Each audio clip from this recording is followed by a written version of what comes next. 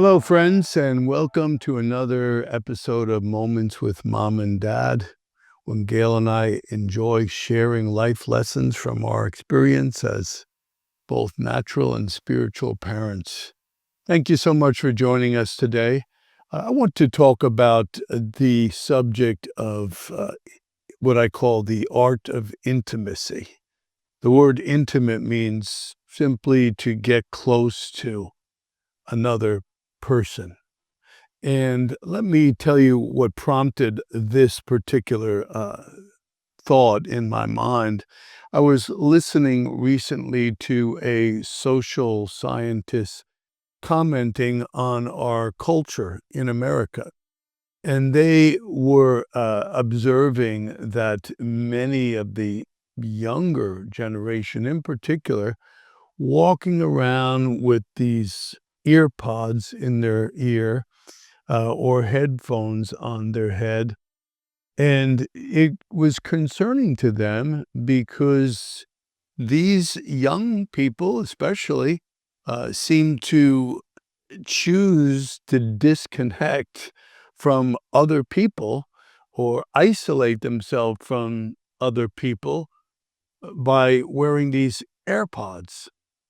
I've noticed this in traveling around the world as we do, that many times you get on airplanes and you sit next to somebody and they're already wearing either earphones or ear pods. And back in the day when we would travel, maybe 10, 15 years ago, it was not uncommon to greet the person you were sitting next to and sometimes get into very long and interesting conversations with them. But when you look over at the person next to you these days and you see them wearing ear pods or headphones, it's kind of like a big red flag that says, "Don't bother me. I'm in my own world. I don't want to talk to anybody." And so this social scientist was making a comment about this phenomenon and how concerned they were about what it was doing in our culture. And I share their concerns because it seems like in the culture that we live in today, as connected as people can be, we have all of the tools for people to be connected, from smartphones to apps on those phones to, I mean, it's just phenomenal the way that people are able to communicate with one another. They're able to. Whether they choose to or not is a different thing, and that's kind of what I want to talk about, is the art of intimacy. How can people get close to one another? How can we teach our children, our young people coming up in this generation, how to have meaningful conversations and build meaningful relationships with other people? It's an art, and the reason I think that there's been a departure from these kind of relationships and communications that lead to deeper relationships is because our young people are simply not taught. And so it makes me reflect back on the days when we are parenting our two, what are now grown daughters who have their own children, and some of the things that not only we learned, but some of the things that we imparted to them. Any thoughts And about?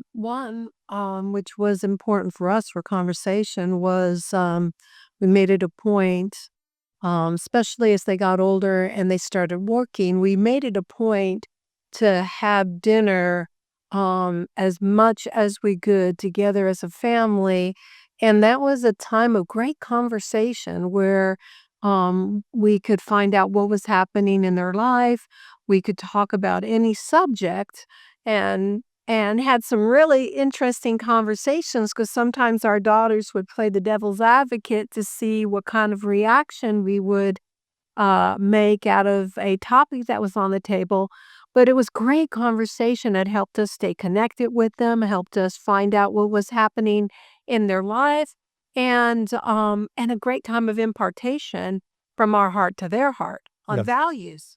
There were no smartphones back in those days, and even though we did have a television, it was never on Yeah. during the dinner time, and there was no cell phones. It's funny, sometimes you see, in movies today where the family's sitting around the table and kids are sitting there with their cell phones, and the parents actually have to tell them to Yeah. turn them off. Well, I think that's a very good boundary to make, as a parent, and even when you are in a business meeting or in a situation at church, whether it's a small group or, a staff meeting of any kind, I've heard of people even getting together as friends, after work and having rules where they either leave their cell phones out in their car or they just turn them off or maybe pass them to the other person. So, in some instances, people are getting the message that these smartphones are not really the best devices to build intimacy. But one of the things that I thought about pondering this subject was a book that I read many years ago when I first started out in ministry, actually. It was a book that was written almost 100 years ago by a gentleman named Dale Carnegie. And he wrote a book calling How to Win Friends and Influence People. And it's what we would consider very common sense uh, things that we do to build intimacy with other people. Now, he was probably in the sales business, and so he's writing from the point of view of how to build clients and sell whatever you're selling. But still, nonetheless, the principles that he shares carries over into life. And let me just share a few of those principles. And number one is when we're having a conversation with people, always make eye contact with them. Make eye contact with the person that you're talking to. Smile. Whenever we smile, it should generate or often generates the same kind of response. It's kind of like a mirror. It is a reflection of our soul. And so a smile goes a long way towards beginning to build a bridge with somebody. Eye contact goes such a long way into beginning to build a bridge and make a connection with other people. He talks about in the book remembering and using somebody's name. Carnegie says that our name is the most beautiful sound to us. And so when we use a person's name in conversation, it's automatically ringing a bell. It's automatically honoring to them. Carnegie goes on to talk about asking good questions and being a good listener and speaking in terms of another person's interests and not just your own, and coming to a place in conversation of understanding rather than looking for things to disagree on or judging somebody, but coming to that place of agreement. And so very, very simple rules that I can tell you are not communicated these days, even at the familial level or at the corporate level or whatever, because people, again, are using texts and emails and all sorts of devices to communicate with people.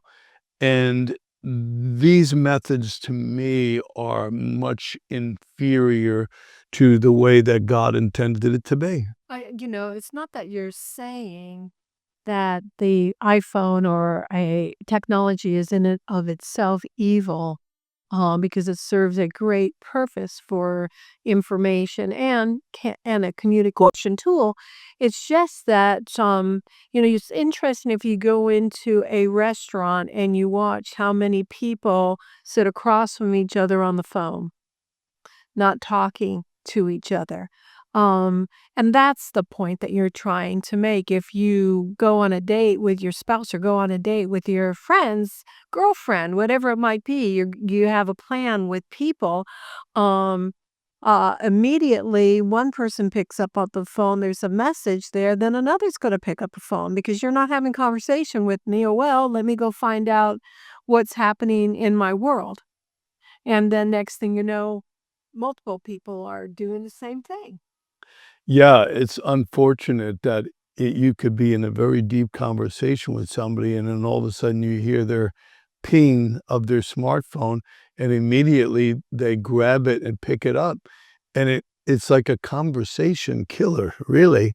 It makes me think, and I mean, a younger generation may not remember this, but when we used to only have landlines and we would have machines that could catch a message, um, you would call the person back when you had an opportunity to return their phone call, or when we didn't have machines that took recordings, the person would just try again to get you.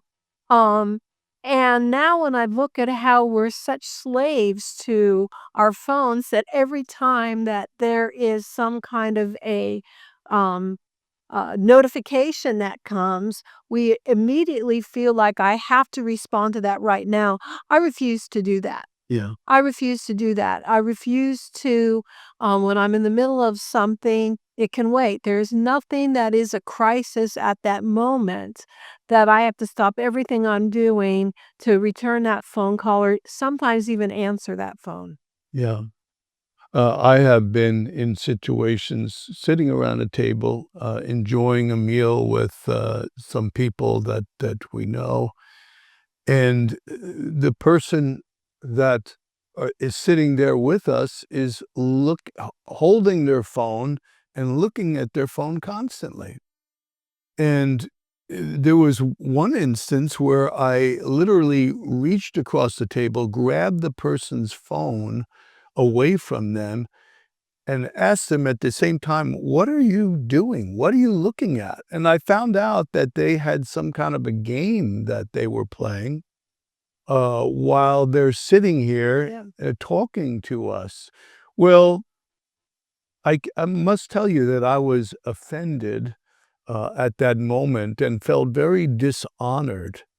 And honestly, the first thing I wanted to do was get up at the table and say goodbye, uh, because of their distraction, of their dishonoring behavior. And so we need to come back to the place in our society, in our culture, in our relationships with people where we learn how to have healthy conversations, how to, some people um, call it small talk, right? Which itself is probably a lost art. I know that small talk isn't very deep. Many times it doesn't go very well anywhere, but still, it's an art to be able to express honor to a person. The next. I I think the place that small talk has is that, it's usually right where the person is at that moment in time. And so it's a good locator of what's happening in their life, and if you really have an interest in that person, you wanna know what's affecting them. Um, and it opens the door to deeper conversations, Yeah, to yeah. trust, to trust. Sure, and, one of the things that you can express even during small talk is asking somebody sincerely, "How are you doing? What's going on in your life?" I can't tell you the amount of conversations that, well, I use that term loosely now, because a conversation is really an interaction between 2 people. but the amount of times that I'm communicating with somebody, even it can even be a family member, a close family member. And not once during the conversation do they ever ask me how I'm doing, how's my wife, my children, what's going on in my life. No, it's pretty much all about them. And to me, again, that indicates really a lack of awareness and a lack of skill in intimacy, in developing intimacy. Carnegie again points out that we speak in terms of another person's interests. What interests them? What's going on in their life? Imagine in a conversation where two people are deeply conversing about how each one is doing. Maybe it gets to the place of sharing their hopes and their dreams, but it's reciprocated. It's a back and forth where mutual understanding and appreciation is communicated. Now, that's a healthy conversation. And it's really a place that we could go to even with, people that we fly next to on the airplane. Yeah, I just when you open this up and you were talking about a period of time when you went on a plane, people didn't have smart devices. You had conversations with the person next to you. I just think of how many people came to Christ. Yeah. Um, Yes. because a believer sat down and had a sincere conversation.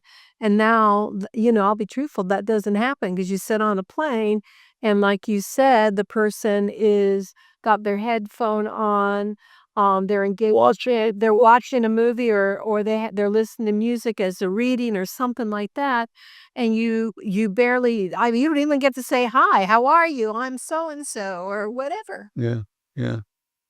Well, I believe that we could change that one person at a time. That's the way that we change. Oh, I'm gonna end on a thought that I have is, when I think about, young people, because we started with that, in this generation, and we do know that, there's a crisis in that generation of depression, suicidal tendency. It makes me wonder how much, this gap of intimacy has created that crisis.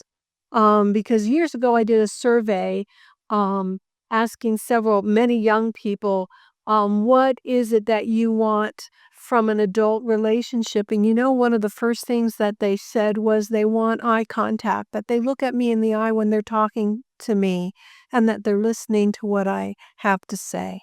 yeah. Um, and so this all goes along the line of what we're talking about because sincere communication shows value. Yeah. Absolutely. Shows value to that person. You said it's honoring to that person. It means you mean something. You mean enough for me to stop what I'm doing and listen to what you're saying and make a connection. As we're talking about this, in my heart, I just feel like this is such an important subject for people to hear. So we're going to pick it up the next time we get together.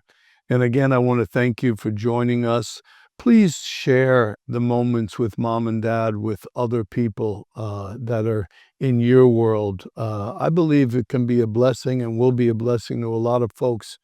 And as you're sharing, also check out our website. We have lots of tools there, blogs we've written, vlogs we've shared, teachings we've given, so much there at doulosglobal.org. Want to thank you so much for tuning in. We love you. We appreciate every one of you, and we bless you in Jesus' name.